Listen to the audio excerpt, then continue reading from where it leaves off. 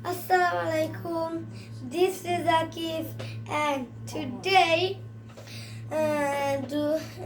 we're going to learn about grammar focus. Okay, and that grammar focus, how to make singular to plural. Okay, let's get started.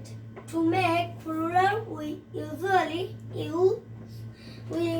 add s to end of a word.